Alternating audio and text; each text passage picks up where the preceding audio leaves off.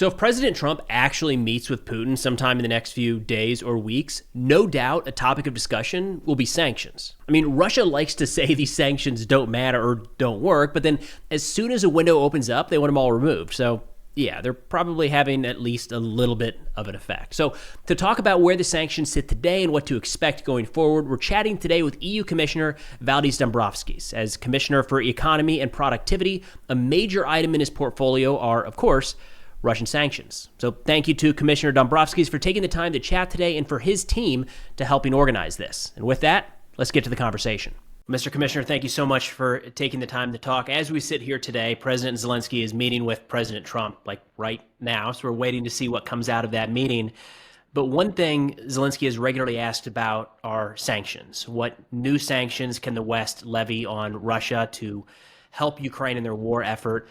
What's next in the pipeline there? What additional packages might be coming sometime in the future? Good afternoon. Well, first of all, it's clear that we must continue apply pressure to aggressor Russia to make sure that it actually comes to the negotiating table and that we can reach just and lasting peace in Ukraine. So in terms of sanctions from the European Union side, we have already enacted 18 sanctions packages against Russia, starting from energy, going through high-tech dual-use technologies to personal sanctions against oligarchs and against high-level officials in Russia, starting with Putin himself. So in terms of further sanctions, we are right now discussing 19th sanctions package, where from the European Union side, we would completely phase out Russian LNG imports. We would further sanction Russian financial institutions. We would list further Russian shadow fleet tankers and so on. And also, as of 1st of January next year, we will be introducing a ban on oil products derived from Russian crude, basically dealing against sanctions circumvention. Wow, I didn't realize it was the 19th package. This has been going on for a while. When you're looking at all of that, are there any specific maybe sectors or sanctions that you have found to be effective, or maybe others that have not been as effective as hoped? Well, obviously, important focus has been on energy because export of fossil fuels is Russia's main revenue source.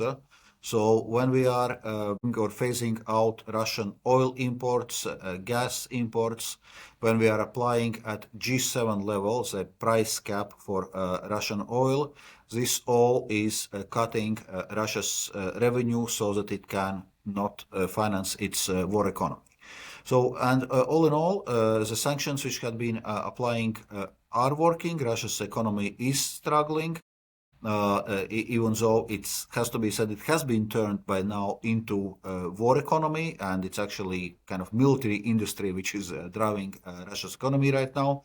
But what is probably reducing the efficiency of sanctions that they are applied by, by and large, the democratic world, G7 plus, one could say, but they are not applied by other large countries like China, India, and so on. So Russia has found some new markets for its fossil fuels, notably China, India. Well, India now has committed actually to phase out also Russian oil imports. But in a sense, the fact that sanctions are not applied by all countries, including many major countries, is obviously reducing the efficiency and also creating problems with circumvention. So also important work stream from our side is to fight sanction circumvention with dealing with those companies and entities in third countries which are engaged in the circumvention. So it sounds like if you layer sanctions in one area, Russia's finding another way, maybe opens up additional opportunity with, say, China or India. As you're looking at future packages, are there ways that you are applying pressure or the EU is trying to apply pressure on say, India or China to maybe not help circumvent those processes? Indeed. Actually, we have already we are already in engagement with those countries, trying to reach some solutions. And obviously, it's not only China, India. There are also other countries where we have concerns on sanctions circumvention, and we are also working with those other countries. But as I was saying, we are also applying then measures against companies and entities in those countries if they are knowingly engaging in sanctions circumvention. And now, following I would say that's mainly related with US and President Trump engagement with India, we see this agreement of India actually stopping importing Russian oil, which I would say is another. Now, a lot of the US policy recently seems to be around tariffs, whereas if I understand correctly, most of the EU policy is around sanctions. Can you explain the difference, or how are they playing together, maybe? What matters in this case is to find all possible avenues how to put pressure on Russia, how to weaken its war economy, how to bring them to negotiating table, and ensures that the peace which we are reaching in Russia is just and lasting. And in this peace process, another important element I would highlight is also assurances that there's no spreading of the war. Because if you look at Russia, its economy has turned into war economy, so it has substantially ramped up military production. It is still ramping up its military numbers. And if you listen to Russian propaganda, they are openly talking about invading other countries.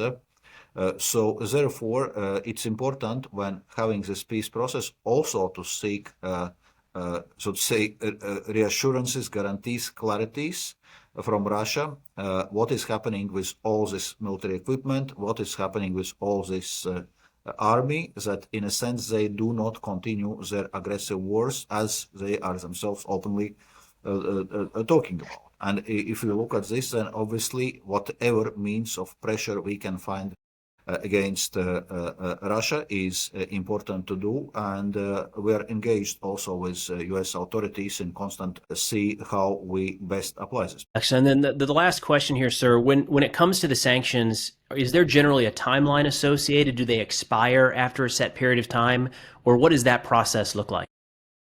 Well, it may depend in different jurisdictions, obviously. So in European Union, it is so that normally sanctions are applied for every half a year, and every half a year we are renewing those sanctions. But we had been doing it systematically already since the beginning of 2022, when Russia started its full-scale invasion in Ukraine. De facto sanctions had been in force and are going to stay in force as long as Russia continues its wars. And later we also need to see how Russia is actually paying reparations, compensating Ukraine for the damage it has created. So the assumption then is you'll be able to continue these rolling. Is there any indication that they would not be renewed? No, normally we are rolling over those sanctions. Obviously, every now and then there are some discussions on certain elements, but by and large we are all the time doing this rollover, and that's the plan also going forward. Well, Mr. Commissioner, thank you so much for taking the time, sir. Really means a lot walking through all of this with us. Okay, thanks very much. Bye-bye. So thank you again so much to the Commissioner for taking the time to walk through all of this today.